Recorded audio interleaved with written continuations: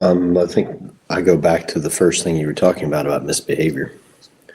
What constitutes misbehavior? Because a lot of what people judge as misbehavior may or may not. I mean, not saying it's not misbehavior, but a lot of times it's what they make of it that makes it worse than the thing itself. And the meaning that they start to give to it and the emotions that start coming with that meaning. Somebody loses a battle with pornography and masturbation, for instance. Okay, misbehavior. But the worst part of it for most people, I find, is what happens afterwards. Second temptation that comes after that misbehavior that then leads them to give it so much meaning that it debilitates them. And they can't even get back up. They don't see a point to getting back up because now it's just proven that I'm just such a piece of garbage and I'm so stupid and such an idiot. But what's the point in even trying? I'm just going to keep doing this over and over again. Eventually, I'm going to fall again. And that to me is the worst part of this whole misbehavior scenario. I find that the greatest progress I make with guys is when I can finally get them over the shame battles that will have them stuck for days, weeks sometimes, and get them to get up and move on and learn from it and recognize, yeah, I made a mistake, did something that was not optimal, that I've been asked maybe not to do, and that I feel the effects of it. It's definitely not good for my brain, good for my relationships, good for lots of things. But if I'm going to sit here wallowing in it, that's going to make it 10 times worse. Well, I think that that's the problem in most cases. People are just fighting something. They're fighting darkness rather than turning to light. And so when that focus is there, yeah, he'll keep bringing him because your focus keeps staying on it. What holds my attention holds me. So I might try to kill a shame warrior, but you really don't have to kill those warriors. You just need to turn to the light of vulnerability and openness and authenticity. And those warriors flee. They won't come around. And so, and a lot of times when people are trying to, like, for instance, somebody who tries to believe something different about themselves and they're trying up here and it doesn't work. They're fighting thought with thought and they just keep spinning around and around and around because they've not really connected with their source of awareness here, so where the enemy cannot plant seeds. This is where God can reveal identity in the heart. And Satan, will try to get you to believe in an identity in your head. And when you just are trying to fight him in your head with, well, this is my real identity, but I only know it up here. I don't feel it down here. I watch it over and over again. Those guys will just fall, over and over again until they can recognize that, hey, Satan can plant these things in my head all day long. And I have to be the one to give him attention, number one. I'm the hearkening voice.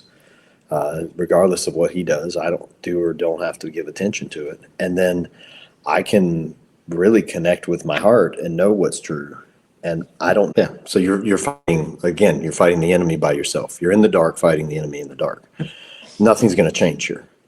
The real battle is connection. If you can reconnect with the Spirit speaks through the heart. The Spirit, anyone who's had any experience with light and at the level of the heart knows what that feels like, to know something, to have an absolute knowing that that is true about myself. You're not going to know that up here. Awareness in the heart can register as thoughts, but thoughts are not going to, they don't go this way unless they're true.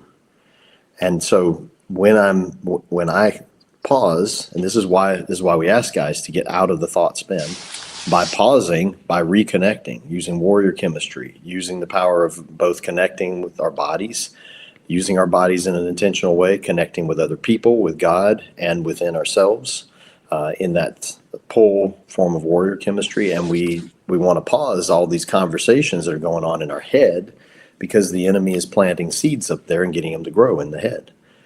And he'll continue to until we pause that and connect with at the level of the heart. And now in that place of coherence with heart and head, we can, I think that's the first problem that we're assuming here. Everyone comes with the light of Christ within them. Everyone has had an experience of what it's like to come from the heart because everyone is aware to some degree.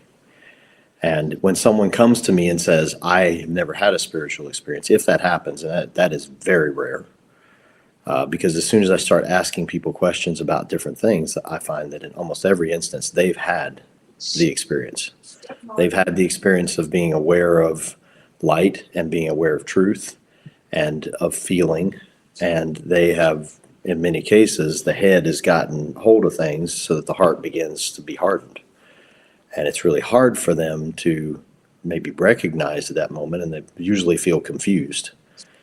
So to me, that's where this has to start. Is I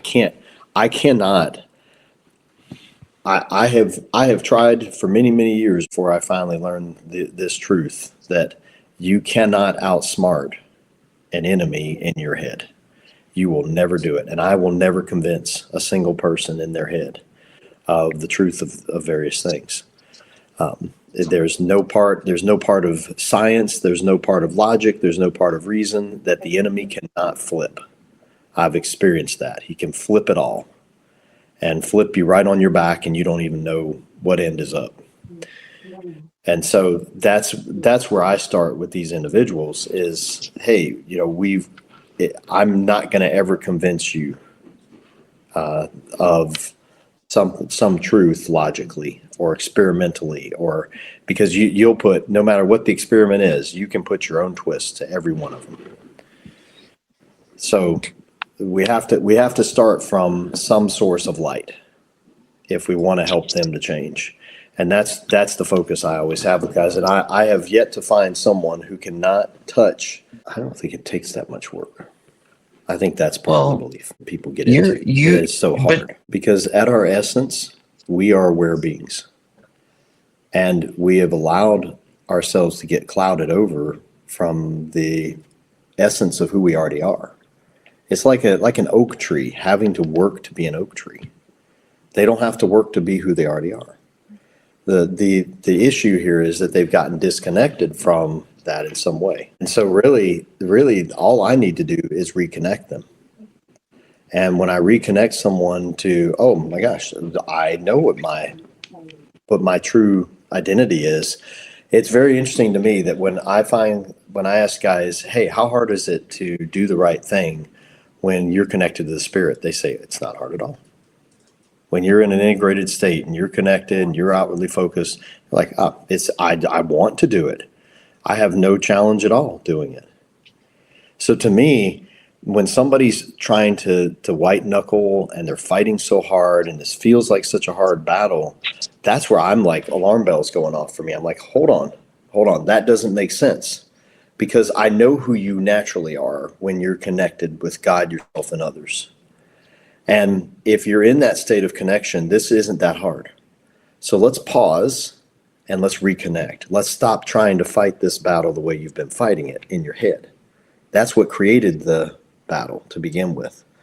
We create thoughts that create problems at the level of thought, and then we think we can solve them at the level of thought. Then we get disconnected from the awareness that we have of light, power, truth, motivation, all these things that come when we're in a connected state. And so if I can really shift my focus away from the white knuckle exercise and shift to connection, this is where I find guys get the battle feeling really easy compared to, the ones that are just like, oh my gosh. I talk to people like this all the time. They'll say, oh my gosh, I'm so exhausted. I've been fighting this battle for hours and hours, and I've just been wanting to give in. And it's like, what's going on here? Why are you doing that? Did you at some point turn to the light? No, man, I was just fighting and fighting and fighting. I was just trying to keep this temptation from getting me down and from, and it's like, that's the problem. Where he says the enemy's got them at a level 4, just spin open, great. And when I don't feel like doing something, that's the very thing I'll do. That's what I have to train my guys with is, hey, this isn't no effort. Because no effort is unintentioned. That's you past level 5 on the chemical scale. So this is going to take effort. But when the enemy convinces you that it's so hard, that it's so much effort, he's just got you down in his spiral, and he'll keep you there. And so, yes, do we have to get intentional? Yes. Do we have to do something? Yes. Will it feel like we don't want to do it? Yes. And the power doesn't come until after the action. Was Elder Bednar taught that one time. The concept of action brings power, not the vice versa. We always are waiting for power and going, well, when the power comes, then I'll do something. No, the power never comes because we have to get an action first. So yeah, there will be times when, yes, you will have to do things that require effort and might feel a little bit more challenging to do because you're in a disconnected place. One thing I find, Maurice, if I can just say one more thing on this. Let's say I am struggling with scriptures. I actually tell people, don't start with the scriptures. If you're struggling to read the scriptures, go do something a little more primal first. Go do something to get your body in motion. To go do, like when I say primal, I mean go out and run, go out and beat a drum, go out and, go do something that's so simple and it doesn't require a lot of your mental capacity at that moment, but it gets your body moving and it gets the chemistry of warrior chemistry going. I find that the more primal my activities when I'm struggling, the better. If I'm really struggling, favorite activities is to grab a broom and I start cleaning or to start picking things up, because my mind, I can completely shut it off at that moment. I don't have to be thinking about this thing that's really got me at that moment. I just start cleaning, I start moving, or I go out and I pull weeds in the yard. That's one of my other favorites. And it's about as primal as you can get. I'm reaching down, I'm pulling a weed out of the ground. Forceful, better. And I can pause all the intellectual work that I'm doing at that moment, or that the enemy's trying to do against me at that moment. And I find myself in that place of kind of more primal connection, suddenly feeling that power. And now it's not quite so hard to then take the more intellectual step of, okay, let's open my scriptures now, or let me open my journal, or let me do something that requires me to do a little more processing. That's what whenever I encourage people to use warrior chemistry, I always encourage them to start with the most primal form of warrior chemistry that you can. The one just you can do, like I can literally get up and start walking. That's primal, right? Just basic walking. I can go take a walk outside, breathe the fresh air. I can go pull a. Yeah, it's really dumb to do that, frankly, because you're fighting a 6,000-year-old general and you barely know how to hold a sword. Like the sons of Helaman going up against seasoned Lamanites in your first battle. Not smart to go by yourself. And as those guys saw, the battle can be very different when we don't go by ourselves. And I think, too, a lot of times people, we hear the scripture all the time, by small and simple things, great things are brought to pass. That works both ways. The enemy uses it as well, and we can use it in our fight. We don't need to have big things. The chemistry of an emotion, a lot of science around this, chemistry of an emotion has about a 6-second lifetime when you stop giving it attention. That's how quickly the chemistry will process through your body. Try it sometime. Try just when you notice an emotion come up, name it. What's the emotion? I'm feeling angry right now. And then just flip your attention to your breath and take 3 deep breaths. That's about 18 seconds. That's 3 cycles of 6. More than enough time in that time, you'll notice that, wow, when you come back and you're like, where's the anger? Oh, wow, it's usually not even there. If I truly shift away from it. Now I can shift right back into it and I can light it back up again. But the battle being won is actually very fast. And this goes, I find, too, for sexual chemistry. When you feel the tractor beam of level 3, it can feel like, wow, like that's really got me. But it's got about a 6-second lifetime if you choose to shift your focus away from it. So I use this breath work with a lot of my guys, and they have found it to be absolutely transformational for them. They'll be like, wow, I was in the middle of one of my worst battles. I used this simple breath work, and I felt completely fine within seconds. So which particular parable are you referring to? The parable of the wheat and the tares, or the parable of the seeds that were thrown amongst different things, thorns, stones, ground? Okay, the wheat and the tares, right. So So that's a very different parable than the second one, where a good seed was actually put into something, and the ground is us. We are the ground.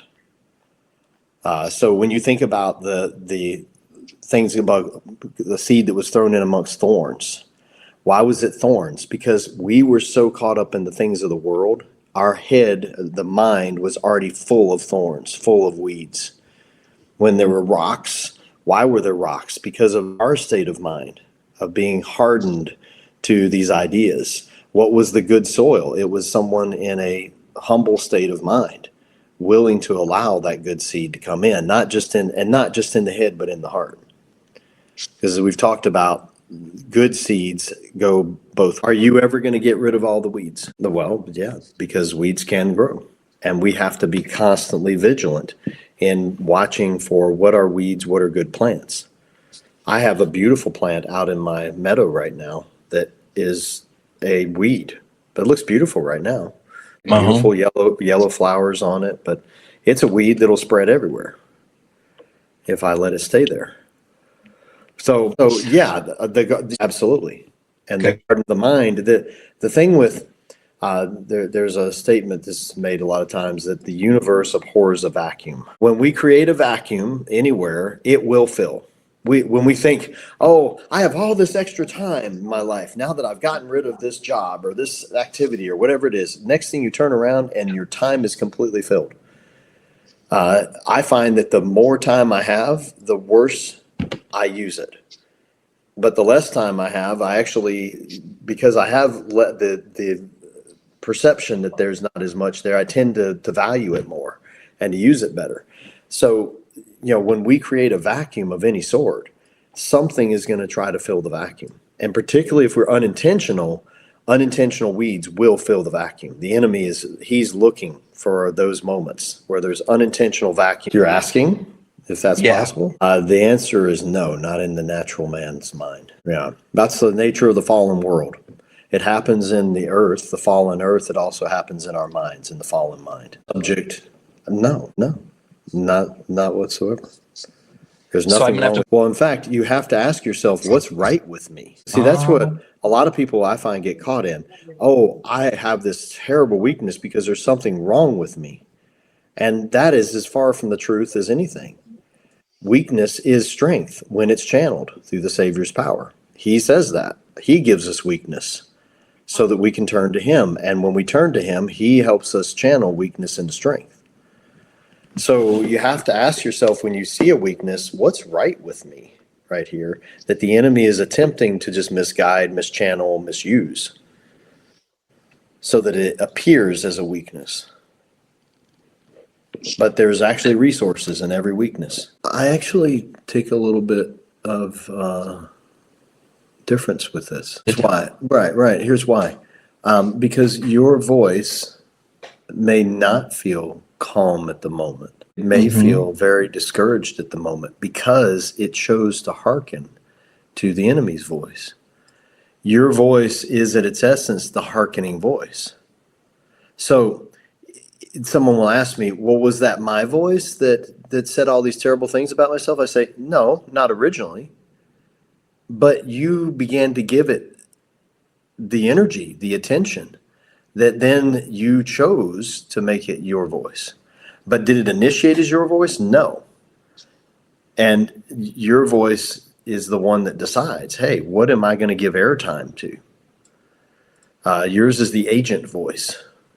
And so you may find yourself somebody may say, well, hold on, that's just the enemy. Well, yes, but you had to give it's actually not when you realize that you're not the rescuer here. Because in all of this, the implication is that you're doing it all alone. And this is where people get into the lie that I'm not enough, because they think that they have to have all this, this watchfulness on their own, all these things they have to do on their own, all these burdens they have to carry on their own. And it's too much for them. And that's the problem with this fight with so many people. I work with so many people who get worn out because of all the things they think they have to do. Remember that All we have to do is be connected. The Spirit brings all things to our remembrance. The words of Christ that come through the mouth of angels, which is the Spirit, other people, whatever it is, it brings everything to our remembrance. I don't have to have the expert capability of a seasoned warrior to win a battle. I can be a son of Helaman. I can have picked up the sword for the first time, but when I can connect, I can find strength to do things that I could not do on my own. And this is where so many people get lost in this battle. Good meaning people. I work with them every day, and they're tired, they're exhausted, they're worn out from thinking that they have to do this on their own. No, I guess I'll just add to what you're saying here. It's the key here. This doesn't have to be hard. It's like I always equate this whole voices thing to like being in a room that has, say, 50 voices in it at any given moment. And I get to decide in that moment, which one am I going to give my attention to? Which one am I going to focus on? And I don't have to try to push all the voices out of the room. I don't have to go in the room and say, everybody shut up. I'm trying to listen to this guy in front of me. No, all I have to do is I have to just focus my attention on the person that's in front of me. I want to give my time and intention towards. And when I give that attention, it's really interesting how quickly the other voices will actually die out. Not to say that they will come back. They will. But the less attention I give to something, the less power it gets. And that's the key with these voices is I don't need to try to force them out. I don't need to give a bunch of energy and emotion to them. The less I give it, the better. But I do need to really decide what plants do I want to plant and not just run away from the voice. That's the worst thing you can do. And that's I had a discussion with an individual this morning. He's graduating this week. And I said, hey, what is going to compel you to stay with this program now that you've graduated? Now you get the group for free and you can keep coming. What's going to be the compelling things? He's telling me all these good things. Well, this is good. That's good. This is why it would be good for me to keep continuing. I said, yeah, I know that. I hear you. But there's going to be all these problems and challenges that are going to come up that are going to try to choke out your garden. And you're going to go, oh, I don't have time to come to group because I have all these problems, all these things. What is it the thing that is going to be that you want to plant, that you want to grow so much that you're willing to fight for that, even when the weeds are trying to come up in their place? That's the